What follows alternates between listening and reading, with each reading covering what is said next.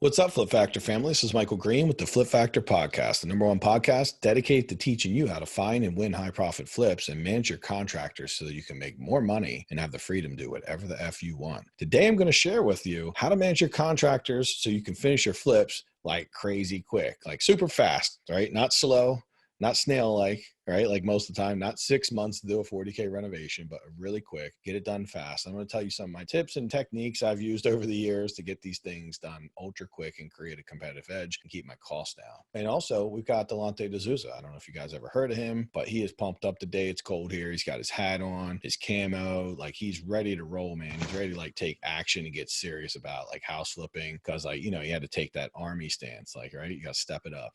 You got to take your game to the next level. Yes, for sure, man. Yeah. You can't get complacent around here. Or else you get run over by contractors. Who else? Contractors, whoever, wholesalers, contractors, yourself, right? I would probably say I run myself over more than anyone. They always like, it's you against the contractors. No, it's actually me against me. Oh, like, dude, that's some deep stuff. We had to slow it. It is deep. Me against me. It's like Tony Robbins up in here. But no, truly, we're our own worst enemy, our limiting beliefs, all these things. It's crazy how much we can either make profits go up because of our beliefs or down. I've had so many students over the years tell me like, Mike, your pricing's kind of low and nobody wants to agree to it. And then I've seen students take and say, yeah, you gave me your pricing. And I actually, the contractor funnel you set up for me, I used it. Instead of putting your pricing in, I put in lower pricing and people agreed to it. And I'm like, oh, that's a little different way to look at it, huh? Like, I didn't even think of that, right? Because I'm sitting there thinking like, well, my pricing's very fair. My people make good money, but there is room to actually even get it done cheaper, which is a great way to start because if you get some things done cheaper, then at least some room for other things that are a little more difficult to find. Maybe you pay a little bit more for those and balance it all out to be where you expected. That's good. Yeah, I like that. I didn't even know that people were even pushing the boundaries even more.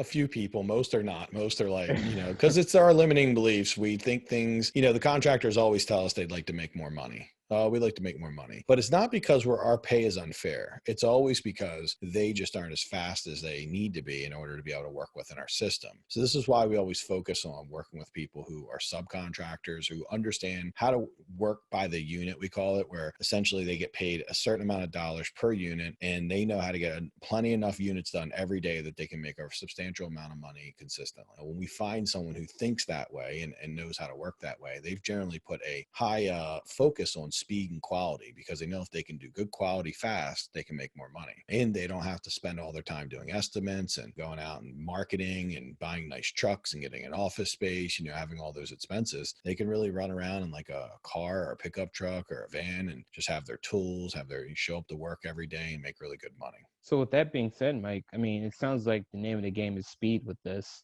So what's your process that you use to manage your contractor schedule so that, they finish your flips super quick? So how I manage their schedule is really important. I mean, I'm always going to focus with contractors and make sure that, first of all, I have a schedule. I think that might be, and it sounds like it would go without saying, but a lot of times we're just like, hey, I'll start it on Tuesday. And no one ever says, okay, how long will it take you? And even sometimes when you specifically ask, they give you a vague answer like, yeah, not long. Maybe, like a couple days to a week.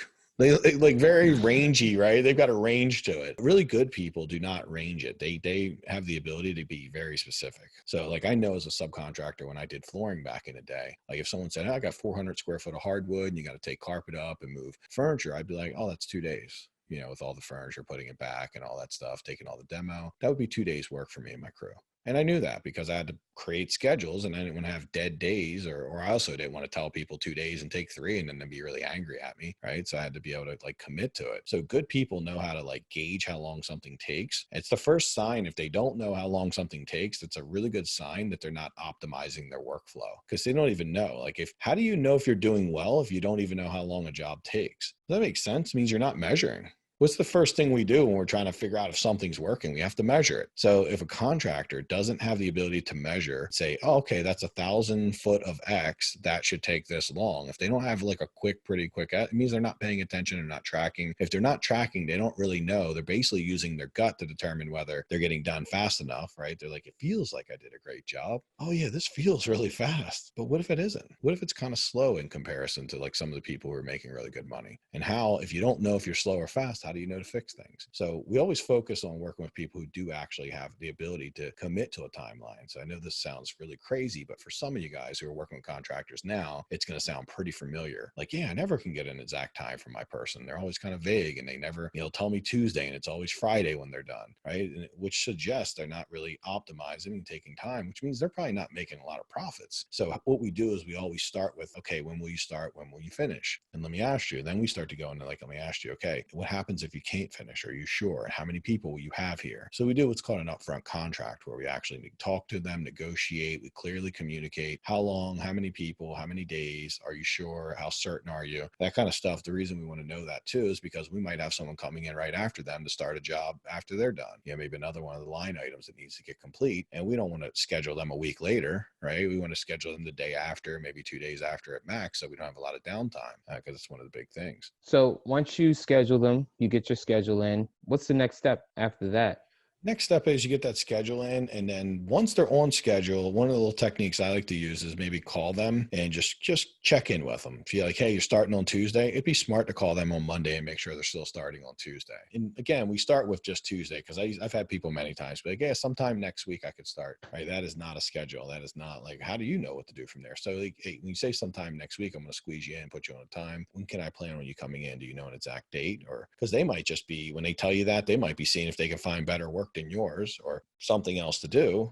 And if they do, they might just push you off and not even do it at all. It's like almost like they're saying, yeah, I just want to keep my calendar free. Like, no, let's lock that calendar up. If you're going to do this work and you're serious, let's lock that calendar up and be really specific. So when people can't be specific. So the next step is get them really specific and then check in with them and confirm. My coach used to always say, Mike, is verify everything. Verify. So if somebody says they're going to come, verify the day before they're going to come. Verify the day of that they've actually came. If you're not meeting them there, maybe you work in, like I had a full-time job when I started doing this, so I couldn't be at the job when people started. So maybe you've given them a lockbox or something. Well, it would be great to call them that morning and make sure they've started. Call them at lunch or something. Hey, did you make it there? Everything okay? Anything you need? Anything I can help with? Got everything you need to go? Still looking good for, getting done in 3 days? Fantastic, right? A lot of problems are going to get solved there. I can't even tell you how many times someone was supposed to start on Tuesday. I got busy with like finding deals, doing all kind of stuff. Next thing you know, it's Thursday. And I'm like, I wonder how that's going. And they never came. They never started, never called, never did anything. So that's we don't want to lose that time. It's a big part of keeping that process real quick, is making sure you have manpower. And so when we talk about manpower, like most people don't realize this, if you hire one person to do your flip, it's going to take a really long time. If you hire one person who has 2 people working with them, it's still going to take a pretty long time. And that would be awesome to have like a 3-person crew that was doing a lot of odds and ends and pulling the job together, doing a lot of work. But if you really want your house done fast, you don't want to give it to one GC who has 2 or 3 people. You'd want to have someone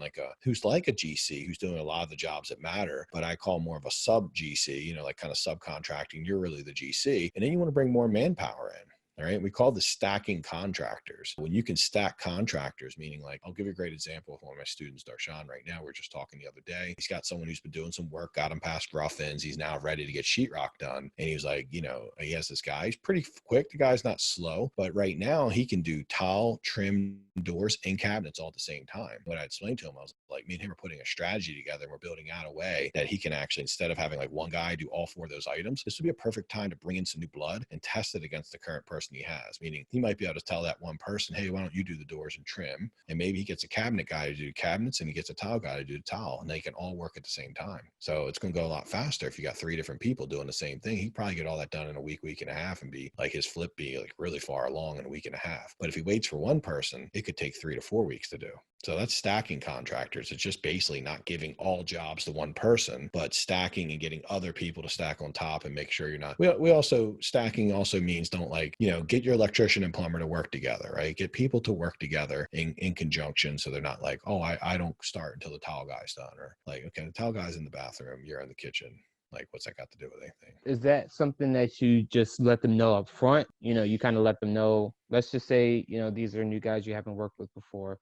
Do you let them know up front, hey, like, I'm going to be having some other guys come in while you're doing this work to kind of handle these other things at the same time? Because I would imagine, at least, some contractors are probably a little territorial, right? They want to make money, so I guess they would want, more work for themselves, whether they are fit to do it or not. But how do you kind of establish that boundary to say, like, hey, here's the system I'm using. Let's work on that? Yeah, the way I establish it is I don't really ever hire anyone to do a job. I don't say, hey, I need you to renovate my house, right? And I always hire them for a line item. So on our budgeting sheet, all of our students know that's how they estimate. They have line item budget and we get real clear, very concise. But when you're hiring jobs out, we just hire one thing at a time. You get to know someone, maybe you give them 2 or 3 things at a time, but you don't want to give them the whole list, because you give them the whole list, now you're kind of like committed, you married into someone. If they start falling apart a third through the list, it gets really weird and awkward because they feel like they given that job. So I give them small jobs, they prove themselves, and I give them more small jobs and they prove themselves. And as we start to get a good working relationship, what I'm paying attention to is, are they doing what they say? Are they keeping the promises they've made? Are these people honorable? Is their work quality good? Are they fast? Do they have a lot of life problems that make them slow? A lot of excuses, reasons instead of results. So the language we like to use, like, oh, this reason happened. Oh, this reason happened. That reason happened. Oh, bottom line is, a week goes by and somebody gets 2 days worth of work done, and that starts to happen more than just like a occasional event every year. Then that's somebody that has a lot of reasons and not a lot of results.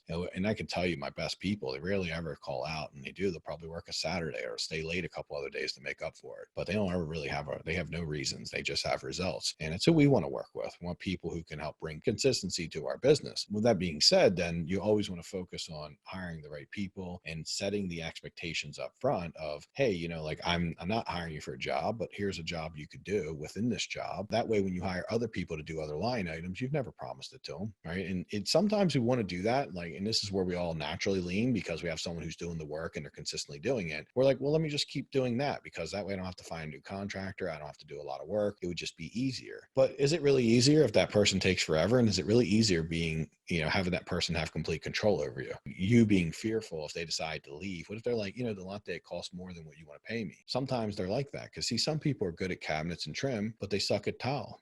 Not saying they can't do it and they couldn't make it look beautiful, but maybe it takes them 6 days to do it when a normal tile guy could do it in 3.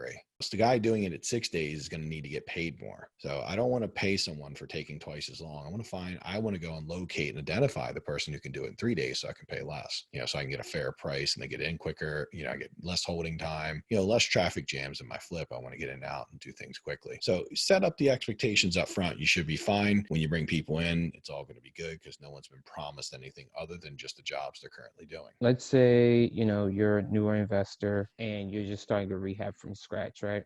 Mm-hmm. You don't really have any guys that, are in your crew yet, guys that are your regulars, so to say. What it sounds like to me is that, in summary, what you want to do is create the schedule, just so you know what's going to be happening, and let the contractors know kind of what the expected timeline is. Once you have that, you want to call and confirm, verify everything, make sure, contractors are doing what they say they do, checking on the rehab every day, making sure things are moving. And whenever the opportunity presents itself, which it seems like more than a handful of times, you want to stack contractors. So get as many guys as you can working on different things in the house to kind of speed things along and get the process moving. Yeah, exactly. Anytime you can speed up your renovation, trust me, you're going to need it. There's going to be times where, you went a little slower than you thought. So you can also combine that where times that you went faster than you thought, then you can equal it out a little bit and balance it some. But if everything just takes longer, then your whole rehab will take longer to inspect it. Your profits will be down. Your amount of work you put into it. So people don't even realize that. They're like, yeah, it took me 4 months to do it. And I'm like, should have taken me 2. And they think, well, not a big deal. It just cost me, $1,000 a month in interest. It wasn't a big deal. It's just $2,000. I still did okay. Look at it like your time. Respect your time. If you're going to do a flip, and let's say you average make 30 to 40K on your flip, and it takes you 2 months to do it, means you're making, say, 30K every 2 months, versus it takes you 4 months, you're making 30K every 4 months. So just by cutting your time down from 4 months to 2 months, you can literally double your profit. Because see, when your money comes back to you, you sell your house 2 months faster, then it gets opened up for you to buy your next flip. So now we really start to focus on opportunity, the value of opportunity. By doing it faster and more efficiently, you're able to create opportunity to do more. Right, you're still working the same hours. You're still doing everything the same, and you're not putting any more of your money out. You're just able to do more flips every year. So if you're finishing them, and from start to finish, buy it, renovate it, sell it, you're doing that in 4 to 5 months. You can do 2 to 2.5 flips a year on one set of money and one set of people. If you're doing it like every 7 months, though, it's like 1.5 flips a year. So I always prefer 2.5, because that starts to get you, where you're making like 60 to 100 grand just doing it part time. And it gets real easy when people are under control and you're using the most efficient models. It gets easy to start stacking your flips. So we talk about stacking contractors, but a big part of how I've been able to do so much volume is I get really good at just doing, say, 10 a year. And once I master that, then I was able to do 20 a year pretty easily. Once I got 20 down, it wasn't very different to do 40. It was just me repeating the processes and understanding the exact systems to get people in, get the work done quick, to manage them. And I just had to start hiring people and delegating. But because my systems are so clear and so strong and so tested, it was very easy for me to hire people and then just bring them right in. It was like they just come right into the system, right? And a little bit of training, they're up and running very quickly. Life's easy. And, it's pretty cool when you can do that. But if you're doing 10 houses a year and it's a train wreck, then doing 20 will just make it a complete train wreck. You got to get things working first, right? Take the time to build a business that has a great foundation before you start stacking a skyscraper on it. That And it makes a starts lot with of this, right? It starts with getting them done quick. Yeah, and I'm sure the contractors will appreciate it because once you get your flips done faster, that means they get paid more if you're using standardized pricing, like we talked about, because now they got more work to do. And now you're multiplying your profits for yourself, but you're also taking care of your guys too. So it's a win-win for everybody. Very important too. I mean, I think I said this in one of the speeches I did and somebody laughed at me on Facebook. I was like, hey man, you got to make sure your contractors make a really good living also. I think people misread that, right? They thought I was saying like, you need to pay your I'll pay them contractors too much. more. No, or pay them too much, pay them more. No, we pay them very fairly. We focus on finding people who know how to get the work done quickly. So when they come into our standardized pricing, they can make a lot of money. And if someone is slower, then it becomes my duty not to hire them. Because even if someone would work for me and they're going to take a really long time, I know long term that somebody doesn't want to stay in my system long term if they're making $500 a week, right? I need to be able to have people making 80 to 150K a year in Maryland area. That's enough to have a very comfortable household living, pay your bills. I want them to do well, and construction's not easy. People don't want to work for 25K a year swinging a hammer, carrying heavy loads and all that. They will, but that would be someone who was learning. And then they can make 50, 80, 100 because now they're a lot faster, a lot better at what they do. So I only try to hire people. And that's a big part of our cracking the contractor code training, our whole system that we do. When we work with people in the mastermind, we're teaching them how to get people through, train your contractors to work within the system. We've actually anyone that's in the mastermind, we actually do the funnel for you, everything. Very done for you. And then all you have to do is just start using it, practicing it. And then we coach you on how to use it, how to get results. And next thing you know, all these problems go away. You have an army of contractors willing to work at your pricing. They're very happy. They're making money. So it's really cool stuff, right? I mean, me and you seen just recently, we had a dinner with the group and it was pretty cool. Every single person at the dinner had a flip and every single person at the dinner was using the funnel. And it was just really awesome to see, man. We've put so much work into this and helping people. And it was very cool to see how everyone was winning. We love winning. It's all cool, but we love when others win too. And it's kind of neat. And obviously the group has allowed us to make it this special because everyone out there testing it with us. We've gotten about 20 years worth of house flipping data in a couple of years of testing and paying attention through others doing it with us, which is really epic because it means I get to make more money because, the system gets better. You make more money. That pretty much covers it, Mike. Thank you once again for sharing some awesome knowledge. And I think this is going to help a lot of investors who feel like their flips are going too slow or, things are kind of getting bottled up to kind of pick up the pace and get things going. Yeah, the question's always in how to do it, right? And not lose your people, whether you have the right person. All these things are hard to know. If you want to learn more about cracking the contractor code and the systems we use, we got a free training. You can go to theflipfactor.net and there's a free training right on the front of the page. About 90 minutes, we go into these subjects much deeper. It's all free. It doesn't cost anything. If you decide after you listen to it, like, I really like to work with Mike and I can see the value in investing time, energy, and money working with Mike so that I can get all that money I'm losing back on my flips, feel free to send me an email at mike@theflipfactor.net and say, hey, Mike, I'd love to talk with you and just, talk about maybe joining the program. It does cost money. We tell everybody that it's not free, obviously, but the money you make, we keep it really affordable in comparison to a lot of the big gurus that I've spent $30,000 with. We don't charge anything close to that. And we do get results for everyone. So this is very different. We're not just teaching you and then hope that you figure it out. We're actually working with you to kind of build systems out. We're testing them, we're tracking them, and we're making sure that for every dollar you put in, you're getting a couple dollars back, right? It's just like a flip. You put $1 in, you got to get a couple dollars back. That's always the way we think of any investment. Working with someone like me is no different than that. You got to be able to put money into working with me, and I got to make sure you get it back, and we have to work together as a team for that. So you know how to reach us if you're interested. We always put that out there because we know there's some people out there wondering, like, I wish I could get some help. And we are here for you. Keep it a very small group. It is by application only. If you feel like you just jump out, like I said, mike@theflipfactor.net, and you can go to theflipfactor.net to get some additional training. If you just want to keep learning before you take some action, feel free to go there. So Flip Factor family, I appreciate you guys listening, and thank you so much for taking the time. And I hope this was really impactful. It's something you're going to go out and use. Anytime you get information like this and you just start learning a little bit every week and compounding that effect of being smarter, better, faster, you're going to make more money. You're going to have a better chance of doing this for a really long time, being happy at it. We're just happy to give this to you. So thank you for listening out there. And everyone, I'm Michael Green. My work is done. Yours has just begun. Stay awesome, everyone, and have a great day. See you guys.